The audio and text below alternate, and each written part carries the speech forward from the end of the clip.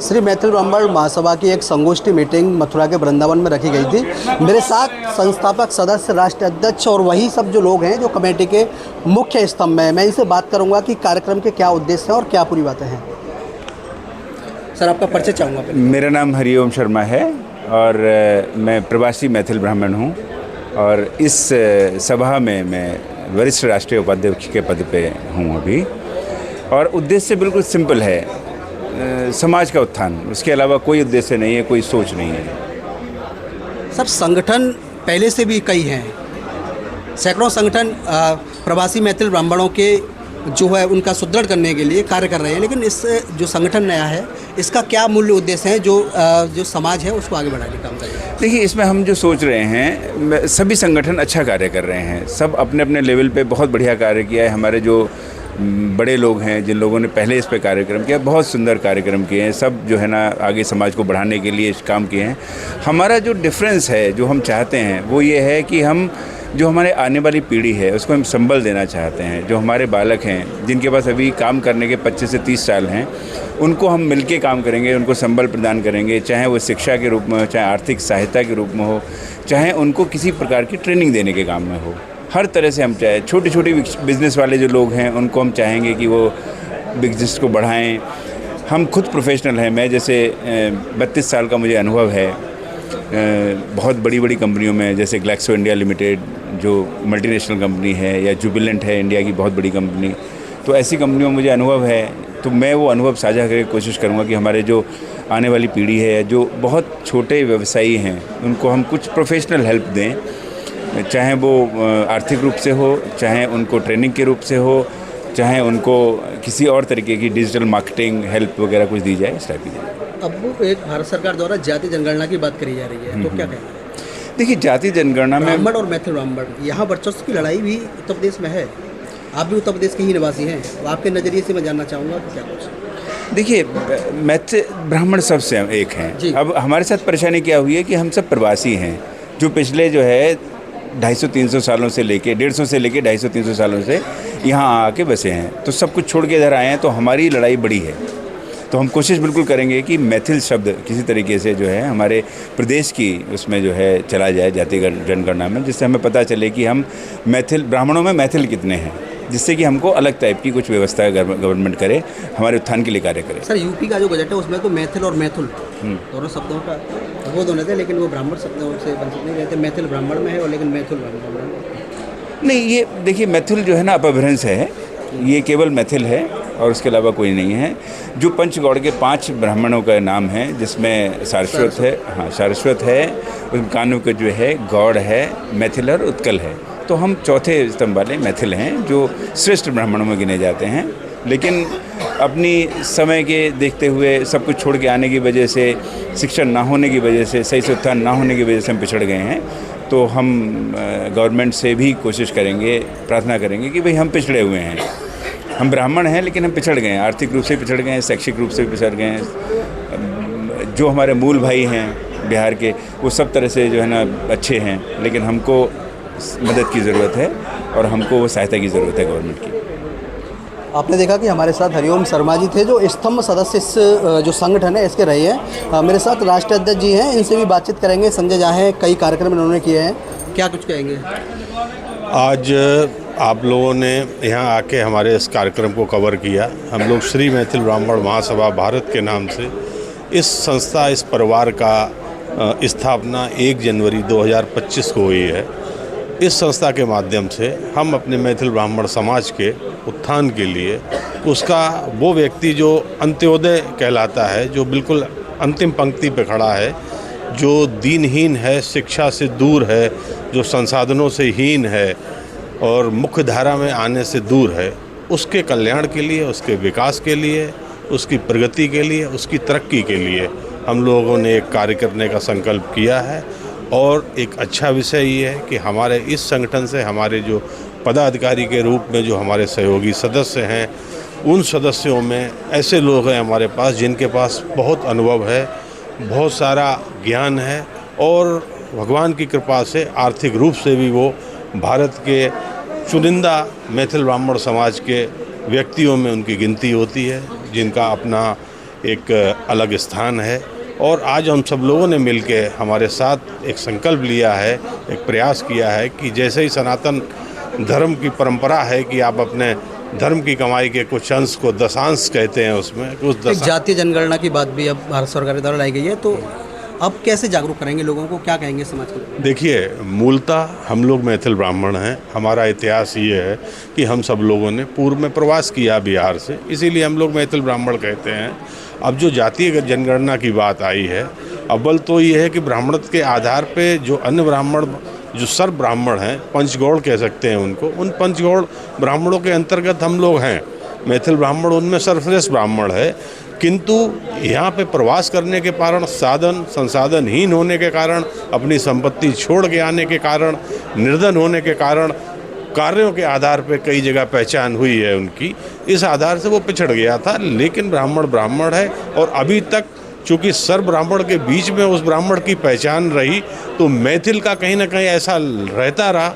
अब तक की स्थिति हम लोगों ने आकलन किया है कि मैथिल ब्राह्मण को वो सम्मान, वो न्याय, वो भागीदारी नहीं मिल पाई जो अन्य ब्राह्मणों को मिल गई। ईडब्ल्यूएस की एक बड़ी लड़ाई है यूपी में। ईडब्ल्यूएस की बड़ी लड़ाई है। ईडब्ल्यूएस हमारे अपने साथी लोग हैं। जो लोग समृद्ध हैं उनके तो ईडब्ल्यूएस बन जाते हैं, लेकिन जो समृद्ध नहीं है, आर्थिक स्थिति पिछड़े हुए हैं, उनको ईडब्ल्यूएस के लिए बड़ी समस्याओं नहीं, ईडब्ल्यूएस समृद्ध लोगों के लिए है ही नहीं। ईडब्ल्यूएस में तो समृद्धि आधार ही नहीं, वो तो उसका तो मूल आधार गरीबी है। जो आदमी गरीबी रेखा से नीचे आ रहा है उसी के लिए EWS means economic weaker section, तो समृद्ध के लिए तो है ही नहीं। गरीब आदमी में कहीं पे ऐसा है कि जहाँ हमारे समाज की कुछ ऐसी स्थिति है कि जहाँ पे समाज के लोग अपने को स्थापित नहीं कर पाए, वहाँ कुछ विरोधाभास हैं, कुछ समस्याएं हैं, उनको लेके हम लोग कार्य कर रहे हैं कि उनको ईडब्ल्यूएस बनवाया जाए। अभी रिसेंटली पिछले 2 से 3 महीना में जनपद एटा में, मुरादाबाद में, मेरठ में, करीब 4-5 डिस्ट्रिक्ट्स में अभी ईडब्ल्यूएस हमारे मैथिल ब्राह्मण समाज को प्राप्त हुए हैं। तो और वही हमारे लिए आधार बनेंगे कि हम ब्राह्मण हैं, और जो गरीब हैं, हमारा आरक्षण को लेकर शुरू से दृष्टिकोण ये रहा कि आरक्षण गरीब को मिलना चाहिए। उस गरीब की कोई जाति नहीं होनी चाहिए, उस गरीब का कोई वर्ण नहीं। एक बड़ा संख्याबल होने के बाद में मैथिल ब्राह्मण समाज राजनीतिक भागीदारी, बड़ा संख्याबल होने के कारण एक्चुअली मैथिल ब्राह्मण समाज अपने को कई वर्गों में विभक्त मानते हुए, जैसे अभी थोड़ी देर पहले आप इस मंच पे बात कर रहे थे कि कुछ समाज ऐसा है जो मूलतः अपनी पहचान भूल चुका है, कालांतर में अपनी चीज़ों को नहीं जान रहा है। उसने ये मान लिया है कि हम कर्म के आधार पे जो अन्य जातियाँ हैं, जैसे विश्वकर्मा समाज है, विश्वकर्मा समाज मूलतः उस कार्य के लिए उस समाज वो है,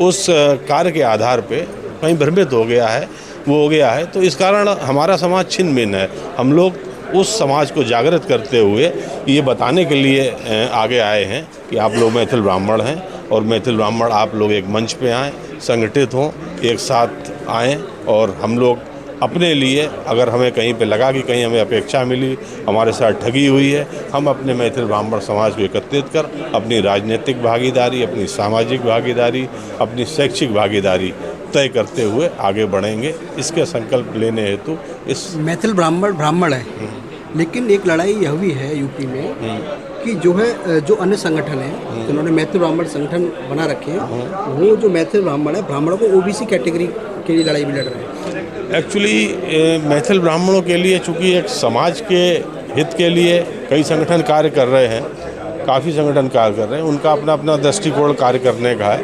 वो कर रहे हैं कि समाज का कैसे विकास हो।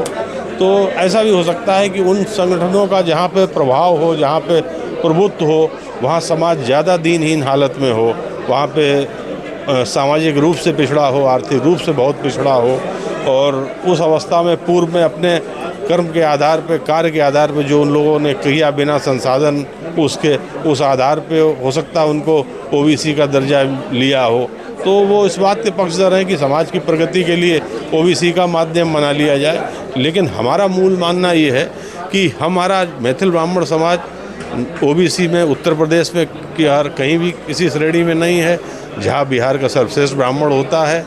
और वाकई में अगर आरक्षण लेना है, आरक्षण तो गरीब को मिलना चाहिए, और गरीब कोई भी हो सकता, किसी भी समाज से हो सकता। अगर हमारा समाज का व्यक्ति भी गरीब होगा, आरक्षण के माध्यम से आगे बढ़ने का अवसर मिलेगा तो हम उसकी EWS बनवाने के लिए प्रयास करेंगे, उसको आगे बढ़ाएंगे। आपने देखा कि मेरे साथ श्री मैथिल ब्राह्मण महासभा के राष्ट्रीय अध्यक्ष संजय झा जी थे और इन्होंने बहुत अच्छी बातें समाज के लिए बताई। मेरे साथ उनकी धर्मपत्नी है सीमा झा, जो राष्ट्रीय संयोजिका हैं इसी संगठन में। हाँ, क्या कहेंगे संगठन को लेकर? हमारा संगठन है श्री मैथिल ब्राह्मण महासभा भारत, और हम अपने आज के कार्यक्रम को लेकर क्या कहेंगे? आज के कार्यक्रम को लेकर ये कहेंगे कि हमने ये कार्यक्रम यहाँ वृंदावन में स्थापित किया, तो यहाँ पे सभी प्रदेशों से लोग आए और यहाँ पर आके उन्होंने अपने अपने विचार रखे। और हमारा सिर्फ ये उद्देश्य संगठन को आगे बढ़ाने का कि जो हमारे प्रवासी ब्राह्मण हैं, मैथिल ब्राह्मण, हम उन सब ब्राह्मणों को जो अपनी थोड़ा बहुत कहीं पर पहचान दबी हुई है, उस पहचान को उजागर करें और उन्हें आगे बढ़ाएं। और इसके साथ साथ मैंने जैसे संगठन कई चल रहे थे, उन संगठनों में क्या था कि मातृशक्ति का अभाव था, तो उसमें मैंने आगे आके पूरी मातृशक्ति को इकट्ठा किया। और आज ये स्थिति है कि हर प्रदेश में कम से कम एक एक प्रदेश से मेरे साथ 500 लेडीज़ जुड़ी हुई हैं, जो मातृशक्ति है 500 जुड़ी हुई हैं। उसके साथ मेरे बच्चों को मैंने आगे बढ़ाया, तो बच्चों ने जो है युवाओं को, अब हमारे बाद युवा ही आगे ले जाएंगे इस संस्कृति को। अगर आज हम लोग यहीं पे समाप्त कर देंगे तो आगे बढ़ ही नहीं सकता। तो इसीलिए मातृशक्ति, युवाओं को हम सब मिलके एक परिवार जो है, उस परिवार को काफ़ी बड़ा बनाया संगठन के रूप में, और हम इसको आगे बढ़ाने का कार्य कर रहे हैं। उन्नति के लिए जो हमसे संभव होगा वो करेंगे। अभी आपने EWS की बात करी, तो उसका भी प्रयास कर रहे हैं। थोड़ा सा समय लगेगा, अभी संगठन को बने मात्र 6 महीने हुए हैं, और 6 महीने में इतना हम कर चुके कि मतलब पूरे भारतवर्ष के अलावा 4 ऐसे विदेशों में भी 4 जगह हम लोग फैल चुके हैं, US में, कनाडा में, मलेशिया में, और अपने क्या कहते हैं एक और स्टेट वो कंट्री है जिनमें 4 विदेशों में भी 4 जगह फैल चुके हैं। तो हमारा प्रयास ये है कि हमारा काफ़ी संगठन बने, लेकिन हमारा संगठन बहुत विस्तृत हो, विशाल हो, ताकि इस संगठन के माध्यम से जो पहचान खोई है, अन्य संगठन नहीं ला सके, वो हम ला के दिखाएँ। बस ये एक उद्देश्य है, और अपने समाज का विकास करें जितना संभव हो।